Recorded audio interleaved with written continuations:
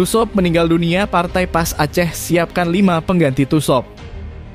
Setelah berpulangnya ke Rahmatullah, bakal calon wakil gubernur Aceh juga ulama karismatik Tengku Muhammad Yusuf Awahab atau Tusop. Partai PAS Aceh kini sedang mempertimbangkan calon pengganti untuk mendampingi bakal calon gubernur Bustami Hamzah pada pemilihan gubernur Aceh 2024. Ketua Umum PAS Aceh Tengku Bulkaini Tanjongan atau Tubulkaini mengatakan bahwa Partai PAS Aceh telah menyiapkan 5 nama calon untuk menggantikan Tusop. Nama-nama tersebut termasuk Abi Yakutakrung, Abon Buni Aceh Utara, Abi Nas Jenib, Abi Hidayat Wali Aceh Selatan, dan dirinya sendiri. Namun, menurut Tubulkaini, Partai PAS Aceh tidak akan menawarkan nama-nama ini secara langsung kepada Bustami. Partai PAS Aceh menegaskan bahwa mereka hanya akan menyodorkan nama-nama tersebut jika diminta oleh Bustami.